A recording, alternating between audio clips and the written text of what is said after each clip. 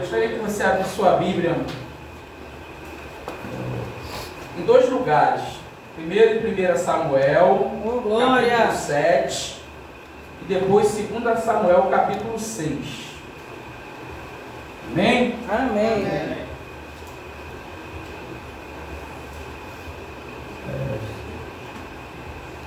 Glória a Deus.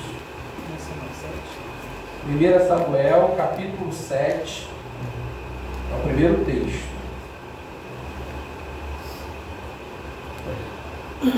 Capítulo 7, versículo 1 e 2. E depois 2 Samuel, capítulo 6, versos 10 e 11.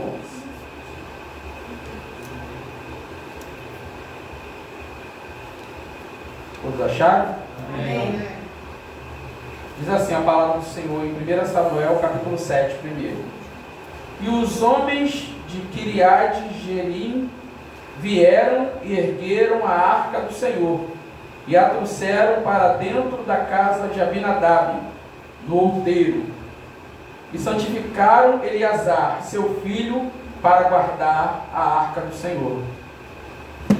E sucedeu que, entrando a arca, permaneceu em Kiriat-Jearim, o tempo foi longo, pois se passaram 20 anos, e toda a casa de Israel lamentava pelo Senhor. Agora, 2 Samuel, capítulo de número 6, versos 10 e 11. Assim, Davi quis remover a arca do Senhor até ele, para dentro da cidade de Davi. No entanto, Davi carregou ao lado para dentro da casa de Obed-Edom, o geteu. E a arca do Senhor continuou na casa de Obed-Edom, o geteu, 3 meses.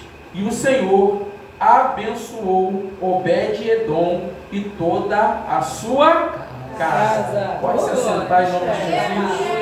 Glória a Deus. Aleluia. Que glória que o Senhor, ele prepara o culto, né? Direitinho, né? O Senhor prepara, quando dá a mensagem, o Senhor já vai trazendo no culto tudo certinho, como tem que encaixar. Então, meus irmãos,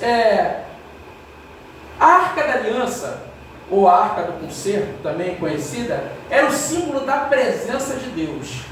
Foi estipulada por Deus e revelada as suas medidas por Moisés, né, lá no deserto, para que ele colocasse dentro do tabernáculo, e assim a arca fosse a presença de Deus real no meio do povo. Então a arca representava ali a presença real de Deus aonde ela chegava, no meio de Israel. E essa arca, ela, em determinados períodos, né, no período de Samuel, ali quando Samuel estava crescendo para ser sacerdote, estava ali, existia um sacerdote chamado Eli. Ele tinha 2 filhos, Ofni e Finéias. E aprova o Senhor que todos os filhos de sacerdotes também o quê? Se tornavam o quê? Sacerdotes. Né? Então eles eram responsáveis de cuidar da arca da aliança do Senhor, da arca do concerto, esses 2 meninos, esses 2 rapazes. Só que não basta ter uma função, né? Tem que honrar aquilo que você recebeu, sim ou não? Sim. Mas eles eram 2 homens depravados. Eles faziam 2 coisas terríveis. Qual era a primeira? Toda a oferta boa, toda aquela carne boa que vinha para colocar nos sacrifícios, né? Eles tomavam a parte, preparavam para comer e não distribuíam nem para o seu pai, o sacerdote principal, nem para o povo. Eles pegavam tudo de melhor para eles. E o Senhor não estava se agradando daquilo. E a segunda coisa que eles faziam: se prostituíam com as mulheres de todas as congregações ao redor de Israel e traziam para dentro da sua tenda. E todo o povo via aquele escândalo. E eram 2 rapazes que estavam em treinamento para serem sacerdotes do Deus Altíssimo. Eles carregavam o quê? Eram responsáveis de carregar a presença e a glória de Deus. mas a casa de Eli estava uma bagunça. O que isso quer dizer para nós, meus queridos? Uma primeira lição que eu trago aqui: não basta ter cargo na igreja ou ser cristão. É preciso ter algo mais. É preciso, como Zaqueu, chamar Jesus para habitar na sua casa. Como é que encaixa direitinho? É preciso, sabe, ser como alguém que queira a presença de Deus real, e não somente como um símbolo, porque quando a arca se tornava o símbolo de Deus, ela só podia ser o símbolo de Deus quando alguém respeitasse a palavra do Senhor e respeitasse os princípios de Deus, porque senão a arca seria apenas um objeto comum. E eu vou provar isso para você aqui durante essa pregação. Então Deus traz um julgamento para Israel, porque não estava gostando, não estava se agradando da maneira como Eli estava trazendo a sua casa. Olha para cá, Deus ainda traz julgamento quando nós não cuidamos da nossa família. Deus ainda permite, queridos, que nós passemos situações porque não temos compromisso com o Senhor. E isso nós vamos ver aqui nesse texto. Deus traz esse julgamento a Israel. O que acontece com Israel? O que acontece? Israel vai pelejar. Eles vão na batalha contra os filisteus. E diz a Bíblia, né, em 1 Samuel, lá no capítulo 4, que eles avançam o exército em direção aos filisteus. Os filisteus se adiantam e ferem de uma só vez em um dia 4.000 homens de Israel. Começa ali o julgamento de Deus para Israel. Israel volta correndo para casa envergonhado. E aí chega diante do povo e começa a reclamar, lamentar e perguntar: por que o Senhor permitiu, Breno? Por que o Senhor permitiu, Diácono Tiago, que nós passássemos por isso? Nós somos o povo do Senhor, nós carregamos a glória de Deus. Como é que nós perdemos para o nosso inimigo? Como é que Deus permitiu que eles ferissem 4.000 homens na nossa tropa assim, desse jeito? Aí se levanta alguém, tem sempre alguém que tem uma ideia, né? Se levanta alguém e fala assim: não, é porque nós não levamos a arca, que é a presença de Deus. Olha só, alguém teve uma bela ideia: vamos levar a arca para a guerra. E aí eles vão lá em Siló, trazem a arca da aliança e levam para a próxima batalha. E aí eles se posicionam no campo de guerra e vão batalhar ali novamente. E aí sabe o que acontece dessa vez? Não somente 4.000 homens, agora 30.000 homens caem na guerra. E mesmo com a arca presente diante deles, 30.000 homens morrem. Eles tomam a arca de Deus e levam para dentro da casa dos filisteus.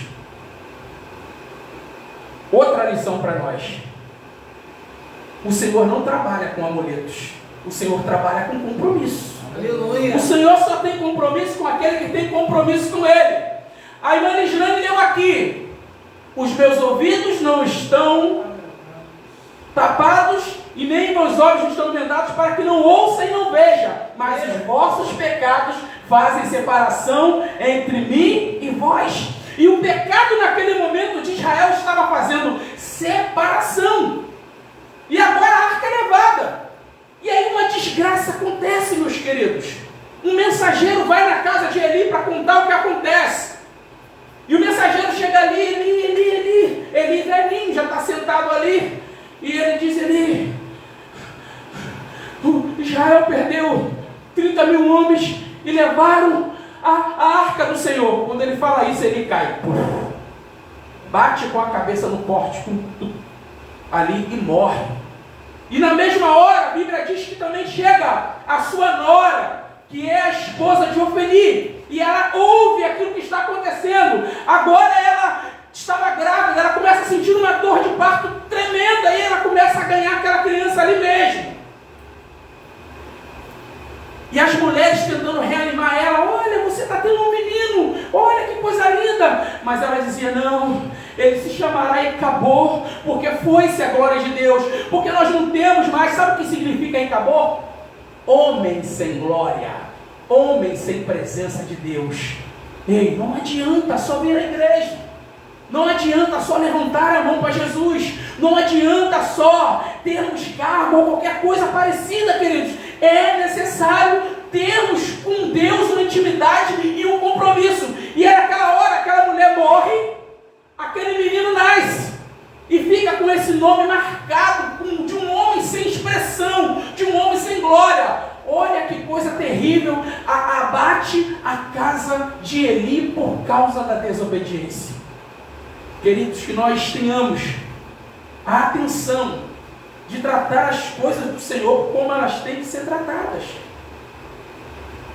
Que nós tratemos as coisas do Senhor conforme elas devam verdadeiramente ser tratadas por nós. Ou nós só queremos a benécia do Senhor, carregar a glória do Senhor. Eu falei aqui na escola do profeta, usar o nome de Jesus na boca. Mas às vezes o nome de Jesus na nossa boca passa a não ter poder nenhum, porque nós não temos poder. Israel estava desnudo diante das outras nações, sem nenhuma expressão espiritual, a casa toda bagunçada, mas queriam levar a glória de Deus. Como, irmão?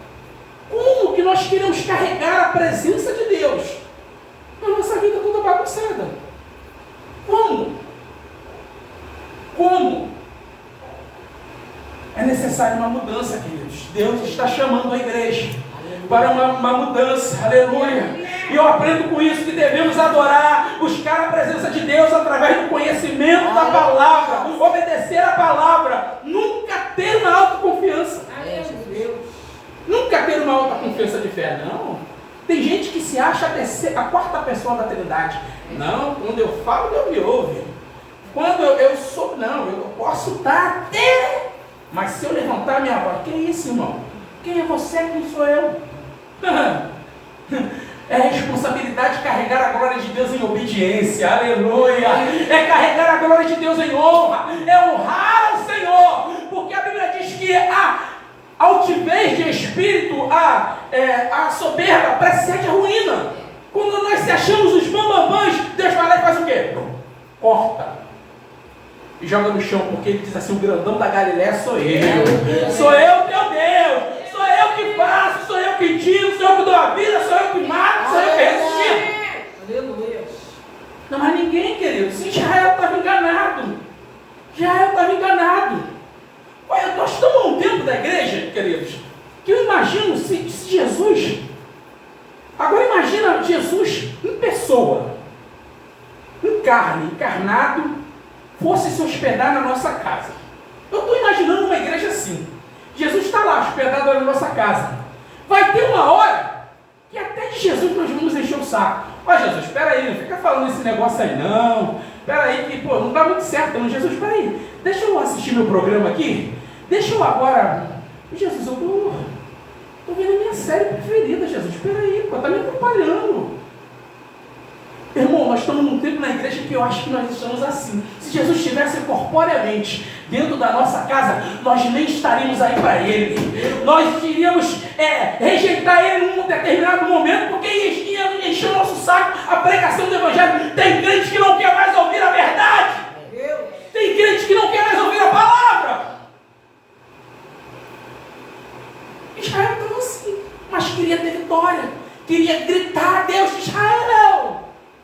Deus de Israel, Yahvé Shammah, o meu Deus, o Todo-Poderoso, El Shaddai. Mas não tinha, queridos, eles tinham apenas o símbolo, porque a glória já tinha ido há muito tempo. A glória de Deus já tinha saído do meio deles há muito tempo, igreja. Que nós não deixemos a glória de Deus sair da nossa casa. Que nós não deixemos a glória de Deus sair da nossa vida.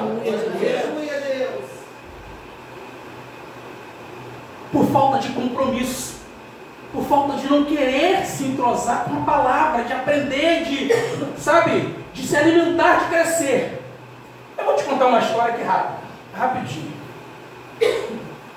Um casal de uma igreja, isso aqui eu li, tá? Eu tirei de algum lugar. Eles estavam faltando alguns cultos. E aí eles mandaram um recado para o pastor ir lá visitá-los. Pastor, vem aqui nos visitar. Nós estamos precisando que o Senhor venha nos dar um aconselhamento pastoral aqui na nossa casa, sobre o nosso casamento, sobre a nossa vida. E o pastor prontamente marcou um dia e foi até a casa desse casal. Esse casal preparou um almoço, né? E o pastor ali almoçou com eles, né? E nos aconselhou, né? E terminando o almoço, o pastor foi fazer uma oração. E aí ele foi se despedir, depois do conselho, fez uma oração, se despediu, todos fecharam os olhos. E o pastor acabou de orar ali, foi se despedir dos irmãos, deu a paz e foi embora. Após algumas horas, a irmã foi lavar a louça. E ela falou: filho, esposo, eu acho que o pastor roubou o nosso talher. Está faltando aqui um garfo e uma faca. Eu acho que o pastor roubou o nosso talher. E ela, muito indignada: eu vou lá na igreja falar com ele. Ah, eu vou. E o marido: não, minha filha, não pode ter acontecido. Não, eu vou lá falar. Mas eles nunca iam, deixavam para depois. E passou-se um bom tempo. E eles afinal foram no culto.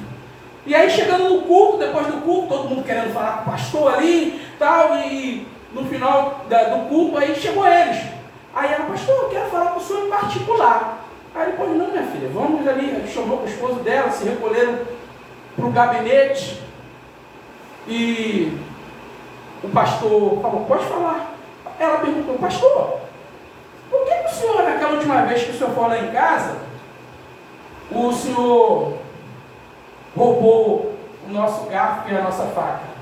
O pastor disse: eu? Não, irmã, claro que não. Eu disse: sim, pastor, ficou faltando, só o senhor pisou na minha casa. Aí ele falou: você está com a sua Bíblia aí? Aí ela disse: sim, eu já coloquei lá no carro. Ela disse: você pode pegar a Bíblia para mim? E quando ela trouxe a Bíblia, irmão, o que tinha dentro da Bíblia? O garfo e a faca. Você entendeu? O tempo que ela passou sem ir na igreja foi o tempo que ela passou sem abrir aquela Bíblia. Isso traz uma lição para mim e para você. Como é que queremos ter intimidade? Como é que queremos crescer na fé se não pegamos a palavra? Jesus disse: examinai, pois, as Escrituras, cuidai nela pela vida eterna, porque são elas o que é que de mim? Testificam. Falei isso aqui na escola. Então a gente quer vida com Deus, mas não quer vida de compromisso com a palavra. A gente quer glória de Deus, a gente quer poder, mas não quer ler a palavra, irmão. A missionária falou aqui: eu nunca vi avivamento que não saísse da palavra de Deus. Avivamento não é isso aqui não, irmão. Não é. Isso é manifestação, mas não é avivamento. Avivamento vem pela palavra, pelo poder da pregação do Evangelho. Colocar Deus em segundo, terceiro, quarto lugar nunca vai dar certo. Nunca deu, nunca vai dar. A prova disso é a arca que foi quando eles levaram. Eles levaram a arca, foi para a cidade de Asdod. E chegando lá, tinha o templo de Dagon, e eles colocaram a arca mais embaixo, e o templo de Dagon em cima. Você conhece a história? O que aconteceu? Quando passou uma noite, Dagon apareceu o quê? Prostrado, caiu por cima da arca, e caiu na frente da arca, e se prostrou diante da arca. Glória. E aí eles foram lá: não, peraí, isso está errado. Ué, nós colocamos aqui, pegaram de novo Dagon, colocaram Dagon no lugar dele e a arca embaixo. Na segunda noite, o que aconteceu?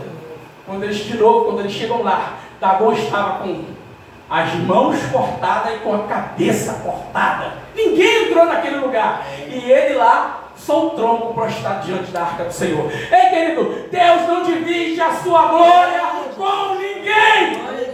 Vamos colocar o Senhor em primeiro plano na nossa vida, não em segundo, em terceiro e quarto plano, não. E depois que isso aconteceu, olha o julgamento de Deus. Todos os filisteus começaram a ter várias hemorroidas, feridas, hemorroidas terríveis.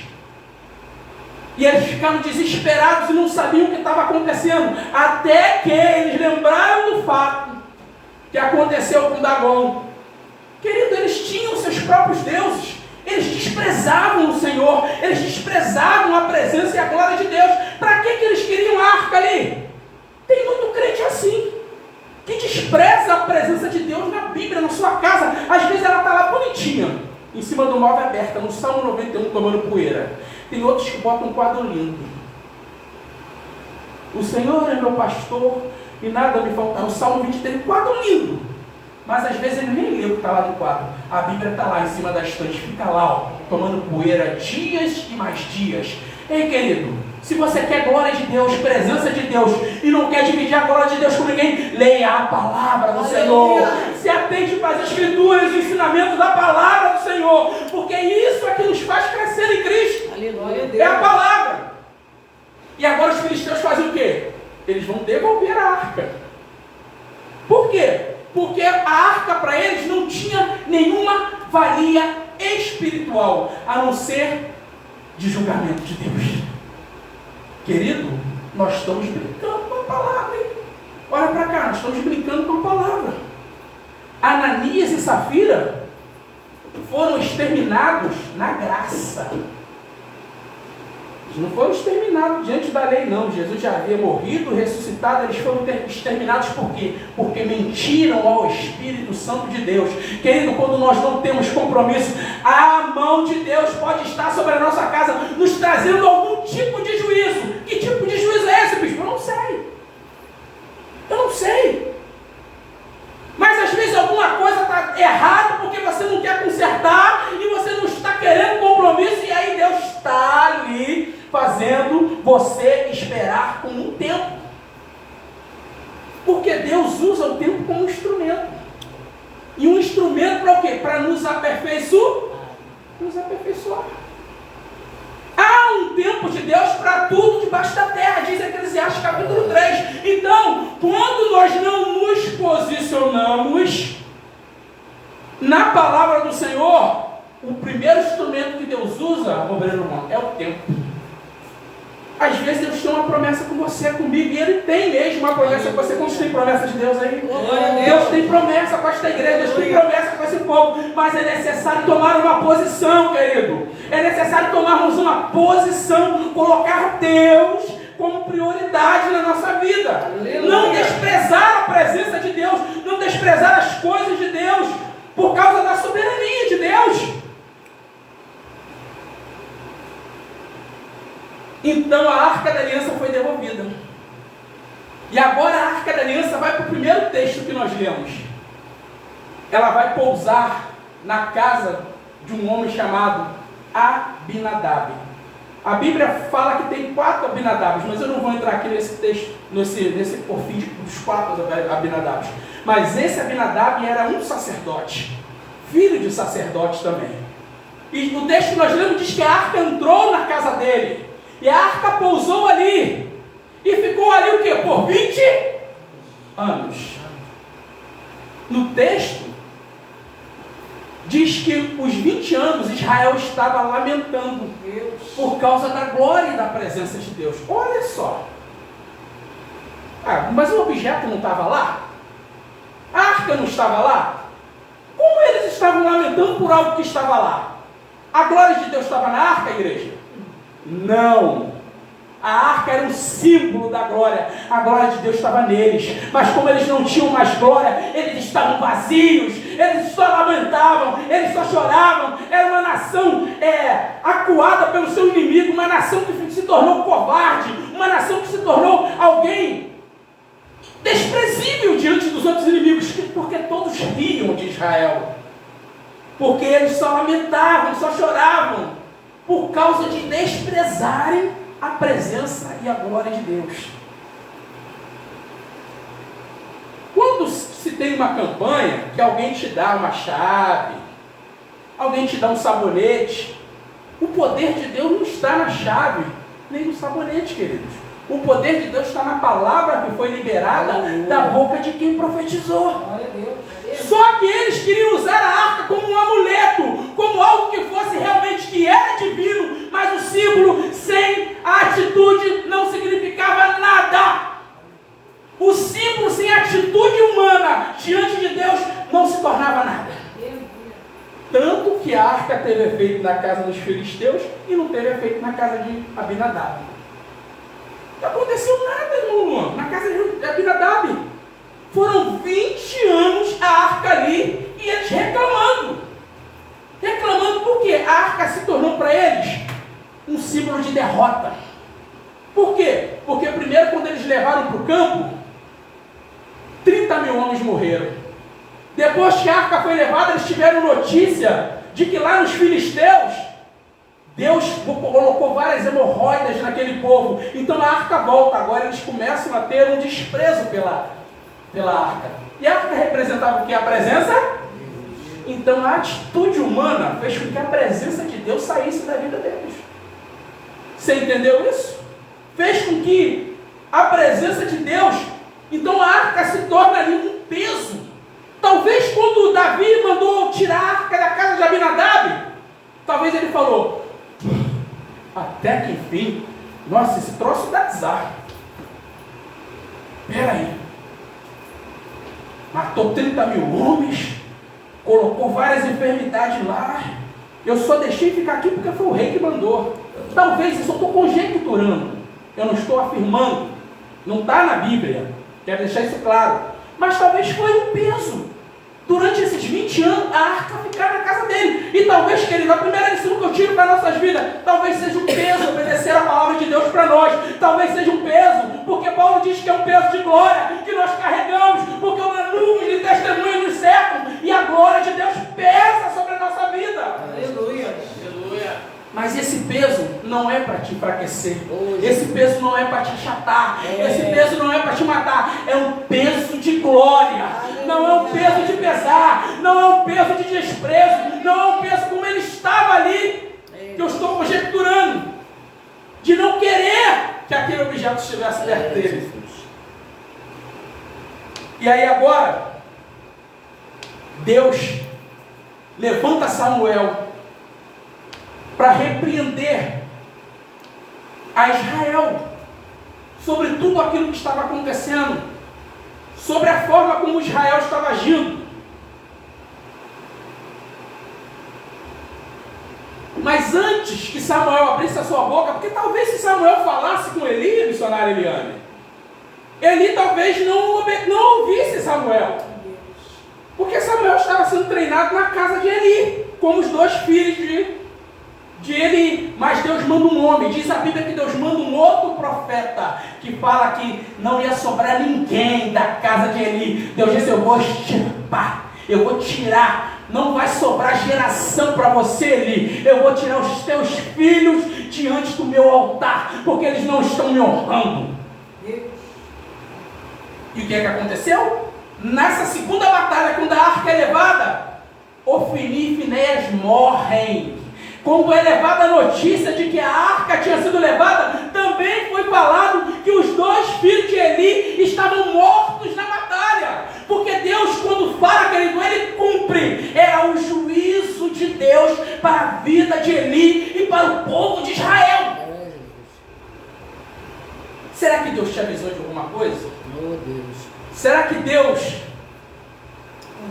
Ele te alertou sobre alguma coisa na tua casa, na tua vida? Será que Deus levantou alguém para dizer para você, olha meu filho, toma uma posição, hein? Minha filha, toma uma posição. Porque se você não tomar uma posição, você vai ver que haverá julgamento de Deus sobre a tua vida. Será que aconteceu isso com você? Põe a tua mão na consciência hoje. Oh Jesus, aleluia. E aquele profeta fala isso com Eli. E diz, arrepende-te, Eli. Arrepende-te. Talvez haja esperança. Mas mesmo Eli, antes de morrer, não houve mais esperança. Há um tempo que a paciência de Deus, se esgota. Alguém já viu alguém fazer esse símbolo aqui? Tem hora que a paciência de Deus se esgota. Nós estamos enganados com a graça, achando que Deus não está somando para trazer juízo sobre os nossos erros, queridos. Mas Ele dá. Eu quero dizer para você que Ele dá, porque Ele não mudou. E aí agora Samuel também, ele vira para o povo. Ele já era morto, ele não se consertou. Samuel deve ter trago isso, também não está escrito. Eu estou conjecturando agora. Talvez Samuel citou o exemplo. Olha, vejam o que aconteceu com a família de Eli, porque nós estamos sofrendo. Mas uma coisa ele fala, olha, arrependei-vos, orem, se humilhem, jejuem diante do Senhor, que Deus nos dará a vitória sobre os filisteus. Glória a Deus. E o povo ouve o que Samuel diz. Depois de 20 anos de lamento, depois de 20 anos sem acontecer nada, o povo resolve ouvir Samuel. E o povo vai ali e ora, jejua, busca a face do Senhor. O símbolo que agora para eles não tinham mais nenhum poder, agora começa a se revigorar dentro deles o Espírito de Deus, a presença de Deus, a glória de Deus começa a se acender de novo dentro de Israel. Por quê? Por causa da busca, queridos. Jesus. Não é sobre o local, é sobre quem eu sou. Não é sobre onde eu estou, ou a situação que eu estou, é sobre como eu ajo diante da situação. Agora eles tomam uma posição e começam a orar. Me faz lembrar do versículo de 2 Crônicas 7, 14. Se o meu povo que se chama pelo meu nome, se humilhar, orar, buscar a minha face, se converter dos seus maus caminhos, que eu ouvirei do céu, perdoarei o seu pecado, que sararei a sua. Deus estava fazendo isso. Deus agora vai trazer cura, vai trazer a Sara, né? A cura para a terra de Israel. Israel se prepara novamente e proclama uma guerra para os filisteus, e eles descem até o campo de batalha. Eles descem até o campo de batalha, e ali eles começam a batalhar, e diz a Bíblia que Israel prevalece sobre os filisteus, e os filisteus batem em retirada. E a tropa de Israel, que era bem menor, persegue todos os filisteus e os exterminam até para fora da cidade, porque a glória de Deus já estava com eles. Agora a presença de Deus estava com eles. Agora Deus estava na frente da batalha. Quem é que tu tem colocado na frente da tua batalha? Qual atitude você tem tomado diante dos teus problemas? Como é que você tem reagido com a presença de Deus na tua vida, na tua casa? Aleluia, Jesus. Aí após a vitória, eles acabam vencendo. Davi agora respira e resolve levar a arca da aliança, tirar da casa de Abinadab e levar a arca para Jerusalém. Depois de grande vitória, tem sempre alguém fazendo uma besteira. Davi resolve fazer isso. Só que Davi, o rei Davi, não fez como era de plástico fazer. Quem podia carregar a arca era o quê? Só sacerdote. Davi manda preparar 4 bois, coloca os varaus amarrados nos bois, arma uma grande festa, um grande coral, né? Por isso que a Bíblia diz que Davi dançou, né? Saltitou, pulou, e eles vão ali no caminho trazendo a arca, tiram a arca da casa de Abinadab e vem trazendo essa arca, cantando, salmodiando. Só que em determinado momento, o boi começou a pender para o lado e a arca queria cair. O que aconteceu? Um homem chamado Uzá foi tocar na arca. O mesmo símbolo que estava lá na casa de Obed-edom, que não tinha poder. Agora ele toca na arca e o que acontece? Ele é fulminado. Ele morre. Por quê? Porque não podia se tocar na arca. A arca estava sendo transportada para Jerusalém. Nenhum homem podia colocar. Mas bispo, mas os filisteus não levaram a arca para lá? Sim. Só que quando Israel tomou uma atitude, não era mais só um símbolo, queridos. Agora verdadeiramente era a presença de Deus no meio do povo. Aleluia, Deus. Jesus só vai fazer efeito na tua vida se você aprender o que Ele revela aqui. Aleluia, Jesus. Senão Ele vai continuar sendo Jesus histórico, que morreu na cruz, você viu, você ouve falar, mas não tem poder na tua boca. Agora, Israel novamente tinha tomado a glória de Deus. A glória de Deus chega a Israel. E Davi, com aquele ato errado, põe a mão na cabeça e fica muito triste por Uzá ter morrido. E ele resolve não levar mais a arca. Os sacerdotes que estavam ali pegam a arca e levam para a casa agora de Obed-edom, porque era próximo do lugar que eles estavam. Davi fica entristecido, porque ele fala: como é que eu vou fazer agora para que eu traga a arca para Jerusalém? Eu fiz tudo certo. Ele achava que fez tudo certo. Olha aqui para cá. Tem vezes que nós achamos que estamos fazendo tudo certo, gente, e estamos fazendo tudo errado. Que isso, bispo? Nem sempre as nossas boas intenções vão de encontro à vontade para agradar o Eterno. Amém? Quer agradar a Deus? Come Bíblia. Quer agradar a Deus? Estude palavra. Quer agradar a Deus? Ore. Quer agradar a Deus? Jejue. Quer agradar a Deus? Se arrependa do teu pecado. Aleluia, Jesus. E aí Davi manda levar a arca para a casa de Obed-edom. E é o segundo texto que nós lemos aqui. E diz que a arca permaneceu na casa de Obed-edom durante 3 meses, obreiro humano. E a Bíblia diz que Deus abençoou grandemente a casa e a família de Obed-edom. Ué, ela ficou 20 anos na casa de Abinadab e não aconteceu nada?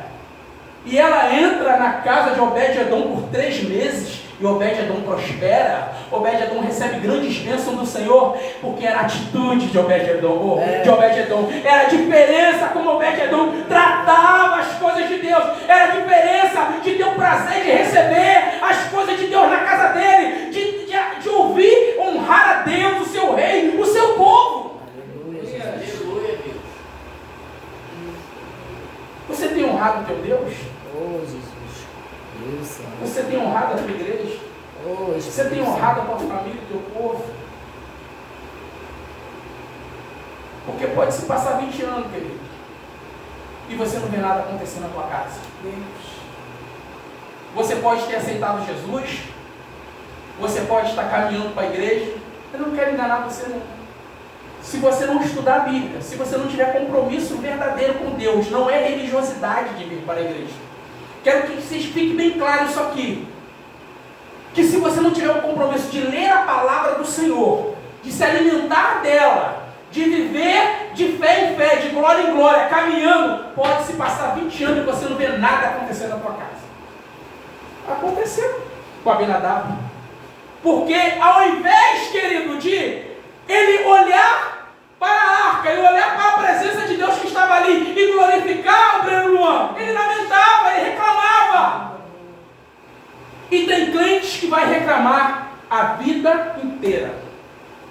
Vai passar o tempo da sua vida dentro da casa do Senhor, reclamando daquilo que ele não vê acontecer. Ah, mas aconteceu com fulano. Teu Beltrano foi abençoado. Mas comigo, Senhor, eu não estou vendo acontecer nada. Não está crescendo, não está gerando, não estou prosperando, não está vendo nada, Senhor. Nem minha vida espiritual está mudando. O que está acontecendo? Olhe para dentro de você hoje e troque a atitude de Abinadab pela atitude de Obed-edom. E você verá a glória de Deus na tua vida. E de repente não precisa nem de 3 meses, querido. Aleluia, Jesus. Porque Deus não mudou. E Ele pode abençoar você, no estalar de dedos. Aleluia. São atitudes, queridos, diferentes. Enquanto um estava com o saco cheio de que a presença de Deus estivesse na casa dele, o outro, quando o Davi foi tirar a arca para levar, ele foi junto. O Obed-edom quis acompanhar Davi, quis acompanhar o cortejo, para não perder de perto, para estar com a glória de Deus pertinho dele, para ele poder olhar e falar: Senhor, que glória, tua glória estava na minha casa, eu hospedei o Senhor durante 3 meses, a tua presença estava comigo, Deus, não me abandona, Senhor. O objeto saiu, mas a glória ficou, meu irmão.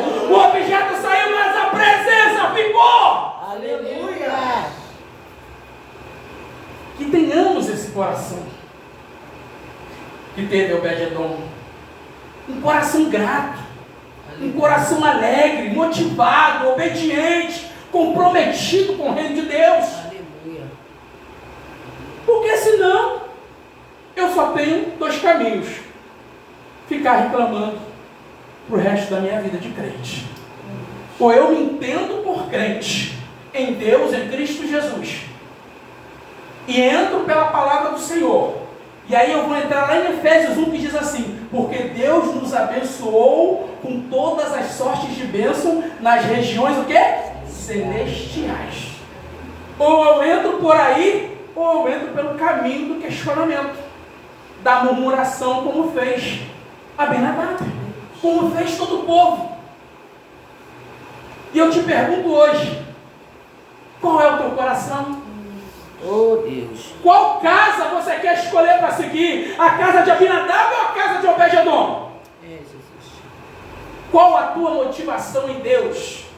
O que você espera que Deus realize na sua vida? Jesus. Só sonhos materiais? Você não tem nenhum plano espiritual? Você não tem nenhum apreço pela glória de Deus na tua casa, na tua família, por um plano que Deus tem para te levantar como homem e mulher de Deus? Oh Jesus. Eu te pergunto nessa noite. Podem se passar muitos anos, irmãos, sem a gente ver o que Deus tem para realizar para a nossa vida, se nós não atentarmos para a presença de Deus. O Senhor nunca vai te obrigar a fazer nada. Mas eu quero te dizer uma coisa: Ele vai usar o tempo para te amadurecer, até que você veja em que ponto você pode resistir. Porque Ele já sabe até que ponto eu posso e você pode resistir. Mas Ele vai continuar te testando no tempo, para te amadurecer e te fazer crescer. Se Ele tem um plano, uma promessa contigo, espiritual, comigo, Ele vai nos fazer amadurecer e crescer. O tempo vai ser o Senhor que vai nos mostrar. Aleluia. Já que nós não queremos ouvir o Senhor da verdade, o Senhor da verdade vai usar um instrumento chamado tempo. E aí, chora não, hein? Vai caminhando aí, vai se imprensando, vai dando glória, porque o tempo é dele. E aí, meu querido, quando você e eu se decidirmos, pode ser na mesma hora. Porque, vou repetir, não depende de onde você está, não depende de que posição social você tem, não depende do estado emocional que você está. Porque se você estiver com instabilidade espiritual pela palavra, Paulo diz: quando penso que estou forte, eu estou, mas quando penso que estou fraco, que estou forte. Por quê? Porque o poder de Deus se aperfeiçoa onde? Fraqueza. É o poder de Deus. Sem poder de Deus não se faz nada, querido. É o poder de Deus, é a glória de Deus pela palavra que nos levanta. Aleluia. Aleluia, Deus.